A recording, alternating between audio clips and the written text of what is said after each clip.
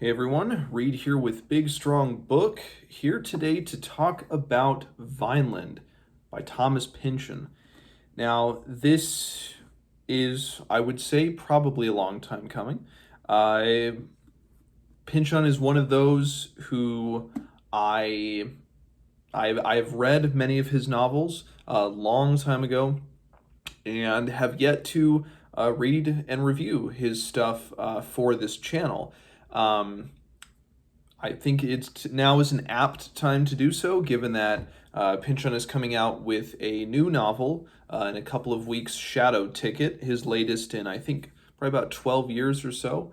Um, and with Paul Thomas Anderson's film One Battle After Another coming out this weekend, also a great time to reread and review Vineland, which I understand that movie is inspired by. I have not seen One Battle After Another yet. I plan to do so soon.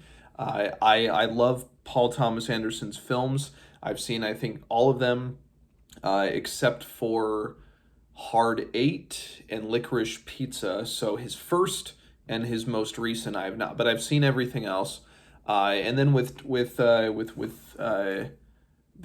Sage from New York here, I have read just about everything except for Mason and Dixon and Against the Day. I have attempted both of those many times.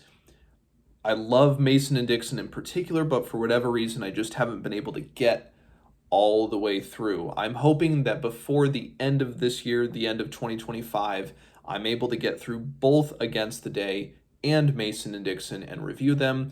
I should also note I am planning in a couple of weeks to read and review Shadow Ticket once it is released. I've already got it pre-ordered. Looking forward to seeing how Pynchon takes or how he takes on the Great Depression era and apparently 1930s Europe as well. So I'm sure that will be a great, fun romp as he continues his trend of private detective or private investigator, snappy, almost little adventure books. So Vineland takes us all the way back to 1984, at least is when the novel is set, but also a huge chunk of this novel is set prior to that in the 60s and kind of the beginning of the Reagan era, or no, excuse me, not the beginning of the Reagan era, but the beginning of the Nixon administration, or before. I think a lot of the novel is set before Nixon becomes president, but then also, I believe, after he is elected. But he is still very much so part of the national conversation, since, of course, he had run for president in 1960, but lost to Kennedy.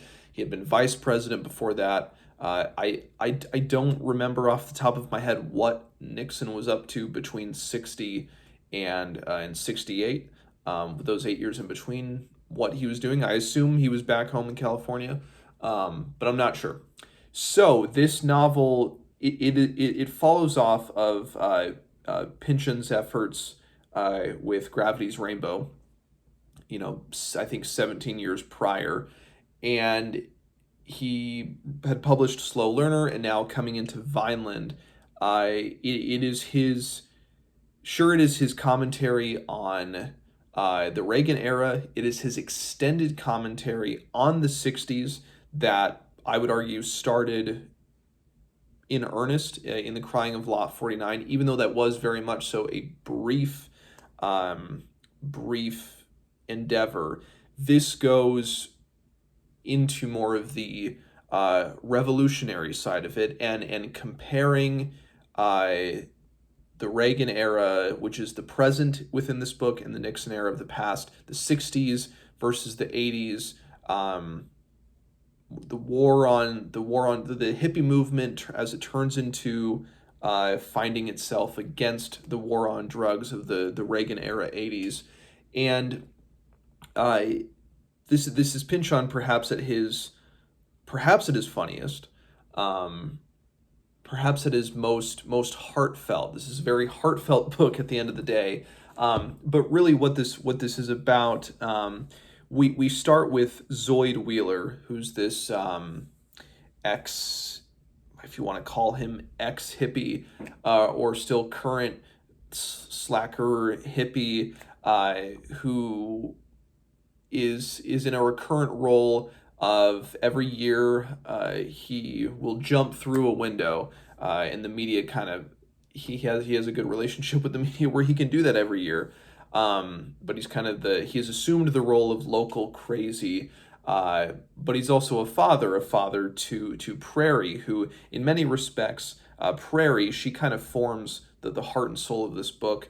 And looming in the distance is the government hound, Brock Vond, who has been almost a kind of malevolent but ever present force within the lives of Zoid of Prairie. And then we come to understand Zoid's ex-wife, Prairie's mother, Frenzy Gates, and she and her whole backstory is kind of the crux of this novel. Prairie forms the heart and soul. Frenzy is kind of the the backbone, if you will.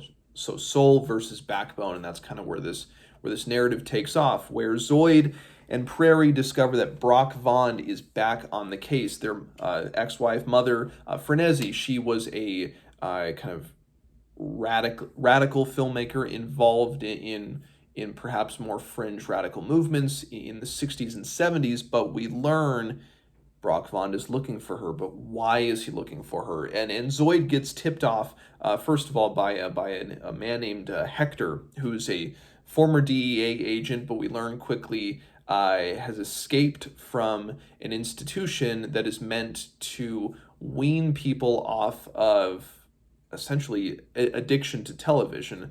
If you read this book, you'll see the tube itself, TV, the tube is almost another major player and character in a very I think satirical way, but also I think Pynchon he does have his finger on the pulse of what what a technology with the power to just glaze people's attentions spans and their attentions and their every waking moment, and kind of the banality of the tube, what that can do. And there's so much within this that ties into the present day. There is even though it is very much so a period piece, there's a timeless quality to it, in that the ever present, it is almost a constant cycle between the more kind of throw the government off our backs, more radicalized, peace and love movements, how those run up against these governmental forces. Sure, it's portrayed as kind of a left wing, right wing. You get a kind of overbearing present right wing government versus the left wing fringe movements. But both, I honestly think both are criticized by Pynchon. Obviously, the kind of jingoistic, war on drugs, Nixon era, Reagan era type Republicans, which I think for many of us seem quaint it seems very quaint in comparison. A Nixon era or Reagan era Republican versus the Trump era Republicans that we're in now. It is very much so a far cry. I think. I mean, it is an evolution, but it is in still many respects a very far cry. It's still the same thing in a lot of ways, but it's very different in many others. And but then the kind of just aimlessness and almost purposelessness of the types of activities that Frenzy, and later we learn of the character of DL. She's constantly referred to as DL, and for whatever reason I'm blanking on her full name right now. But she's becomes a greater presence within the book as she is communicating the story and journey of Frenzy to Prairie. And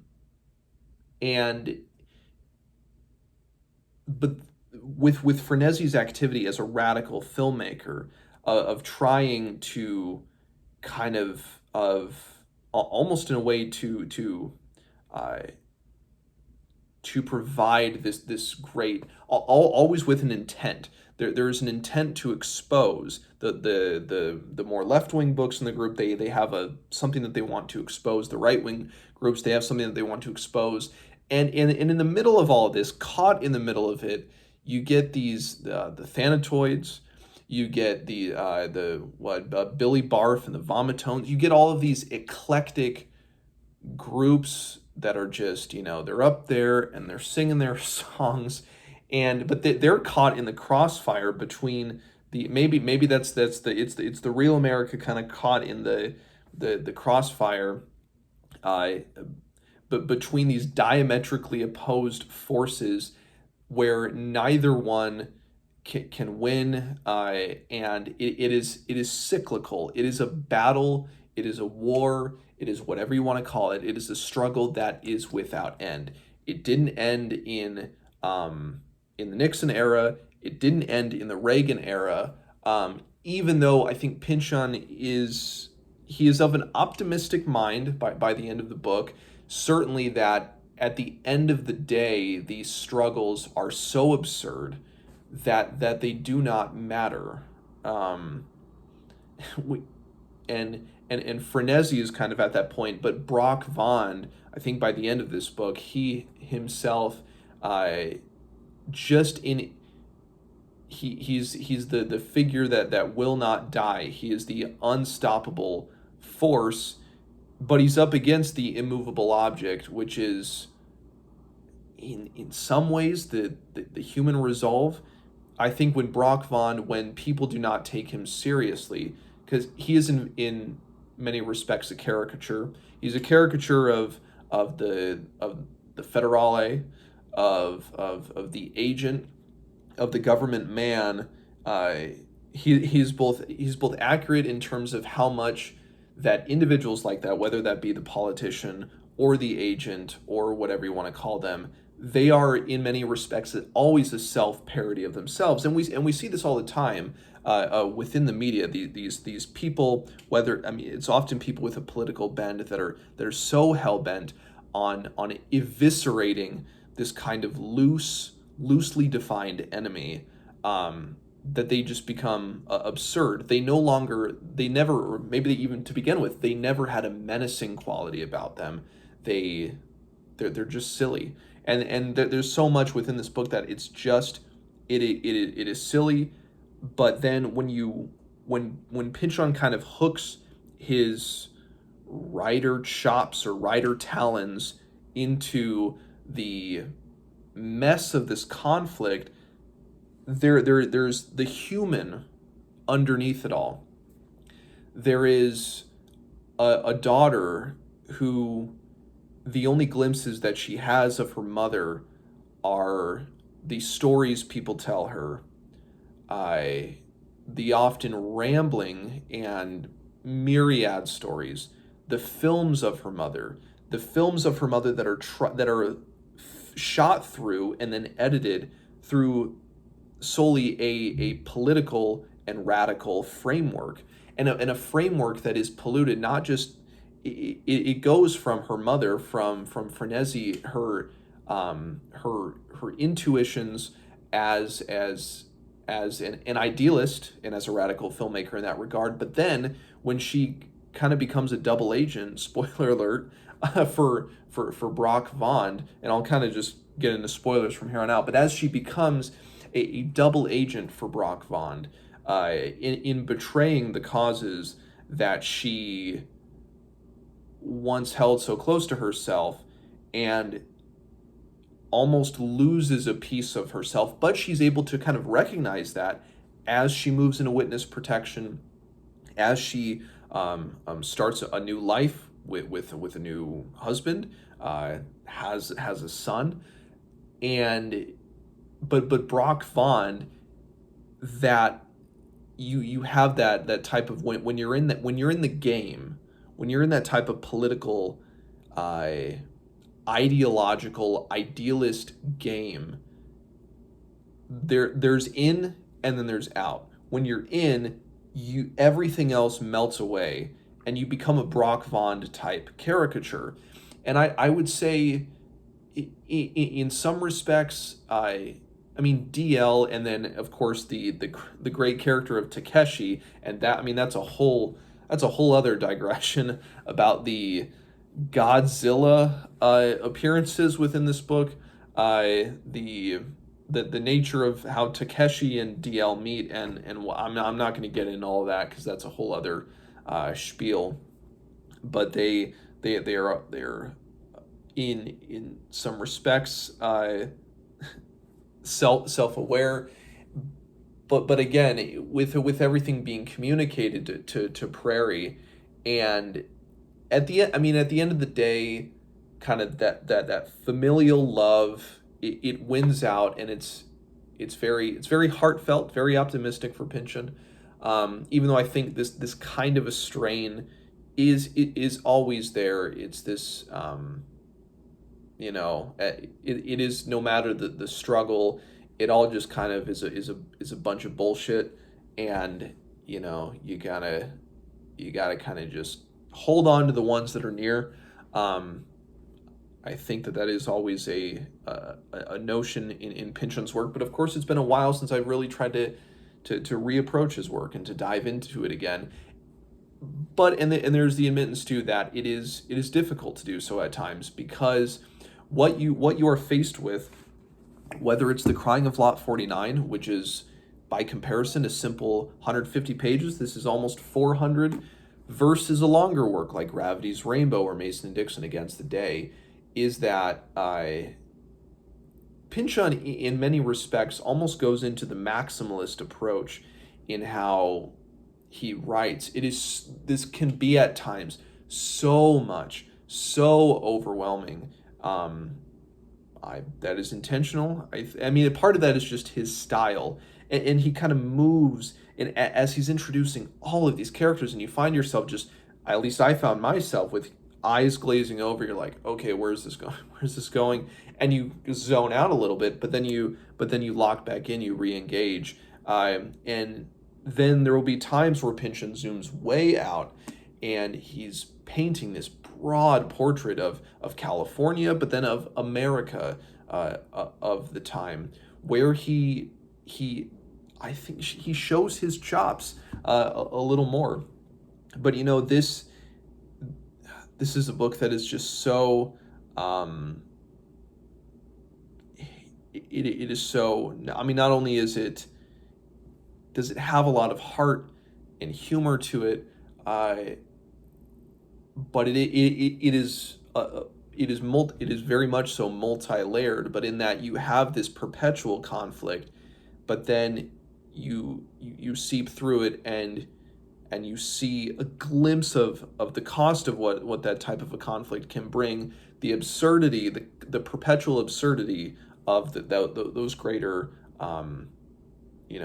DEA versus radical filmmakers, or the war on drugs, the absurdity of the fundamental absurdity of something like that, a war on a concept or an ideology, which I think Pynchon maybe gets at a little bit with the later War on Terror, as is gone through a little bit within Bleeding Edge. But it's in many respects it can be tough to figure out all within this book. This is my second time reading this. I first read it probably about 7 years ago or so.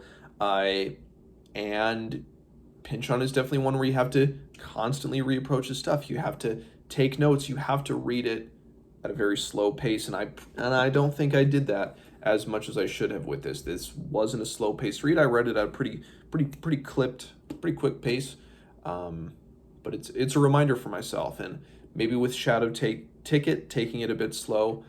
Certainly when I get around, hopefully soon, to Mason and Dixon and Against the Day, again taking it slow. But this was a fun book.